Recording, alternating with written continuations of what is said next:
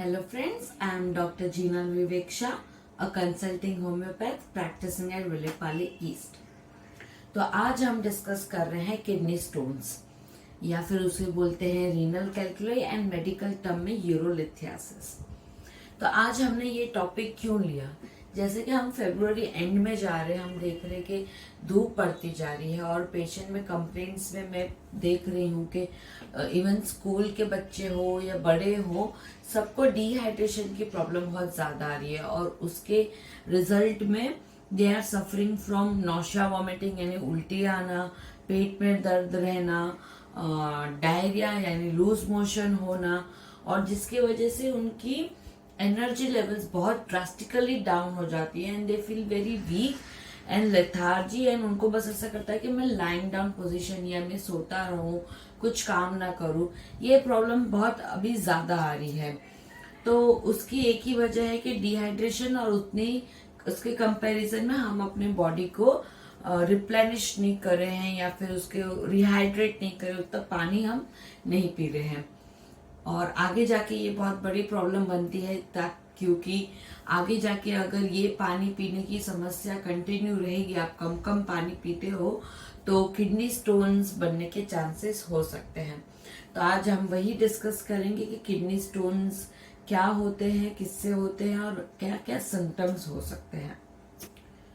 आजकल kidney stones बहुत common हो चुके हैं। दुनिया भर में 10% यानी 10% population of world are suffering from kidney stone. आज नहीं तो पास्ट में या कभी ना कभी लाइफ में उनको किडनी स्टोन या फिर लेफ्ट किडनी में, राइट किडनी में कहीं ना कहीं कभी ना कभी हुआ था। और ये देखा पाया गया है कि जैसे कि आपके फैमिली हिस्ट्री में चला आ रहा हो या आपके अंकल, आंट, आपके पेरेंट्स, ग्रैंड पेरेंट्स, किसी न किसी को रहता है, तो अब लगभग चांसेस बन जाते हैं कि आपको भी होने की चांसेस हो सकते हैं। मेल और फीमेल में कोई डिफरेंस नहीं है। Male are also equally suffering from female, जितनी सफर कर रही है उतनी। तो मेल में ज्यादा हो रहा है, फीमेल में कम हो रहा है, ऐसा बिल्कुल नहीं है। They are equally suffering from kidney stone problem. Third आता है कि आगे जाके किस किस में ये देखा गया है कि ज्यादा होने की शक्यता है। तो जो लोग को जिसका बीपी बहुत हाई रहता हो, ऐसे पेशेंट या ऐसे लोगों में ये किडनी स्टोन की समस्या ज्यादा देखी गई है। जिनको डायबिटीज है, उनको, जिनका सॉल्ट इनटेक बहुत ज्यादा है और जो बहुत ओवरवेट है, यानी कि जिनका बीएमआई जो बोलते हैं 30 के ऊपर है, वो ये सारे लोगों में किडनी स्टोन की समस्या ज्यादातर देखी गई है। जिसकी तोन निकली आई हो, जिसके स्टमक आप ऐसे देखे गए तो बहुत ज्यादा होती है एज पर देयर बॉडी शेप।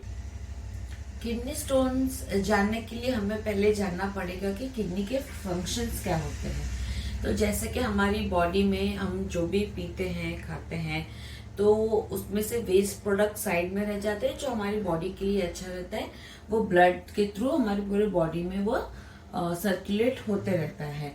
और किडनी का काम क्या है? फिल्ट्रेशन करना।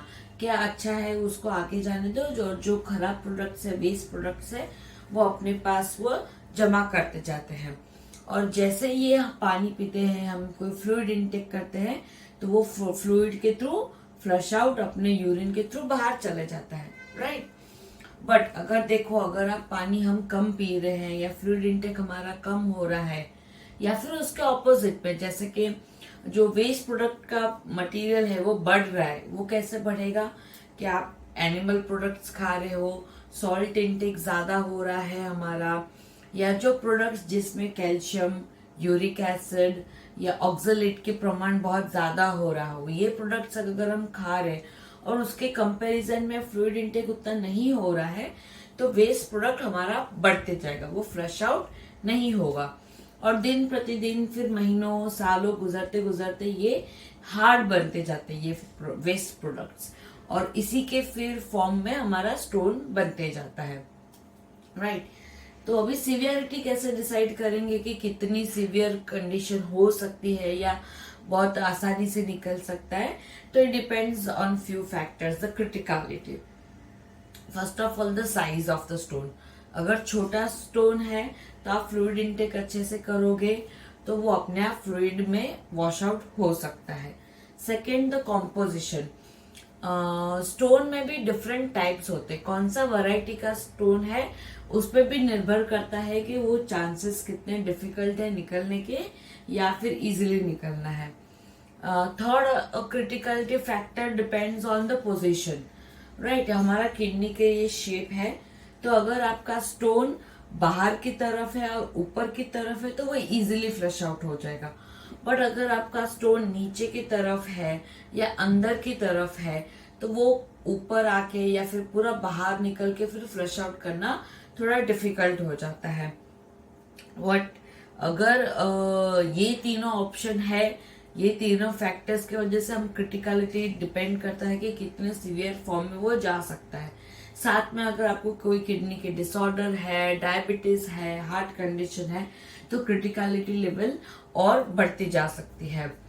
थर्ड, वो डिपेंड करता है कि आपका किडनी के फंक्शनिंग में वो बॉदर तो नहीं कर रहा है स्टोन, क्या आपकी किडनी को ब्लॉक कर रहा है या फिर आपका किडनी और यूरेटर के बीच में जो जिसका वो अटैच पॉइंट होता है वहीं पे अटका है, तो भी मुश्किलें वो कर सकता है। तो ये सारे प्रॉब्लम पे डिसाइड करते हैं हम कि कितना इमरजेंसी के थ्रू जाएगा कि we can give a time and आराम से उसको हम किडनी से बाहर निकाल सकते हैं। जैसा हमने देखा कि मेल फीमेल जो फैक्टर्स है कि किसमें ये ज्यादातर देखा गया है, वो कि जो एनिमल प्रोडक्ट ज्यादा खा रहे हैं या जिनमें ऑक्सलेट, कैल्शियम, ये सारे प्रोडक्ट्स जो ज्यादा खा रहे हैं उनमें ये ज्यादातर देखने मिला है। 90% ऑफ केसेस में हमने देखा गया है कि सर्जरी करवाने की जरूरत नहीं पड़ती है और होम्योपैथिक मेडिसिन से किडनी स्टोन हमें निकाल सकते हैं। Can do a video call, video consultation can be done and medicine can be couriered at your doorstep. Thank you for watching. अपना ख्याल रखिए।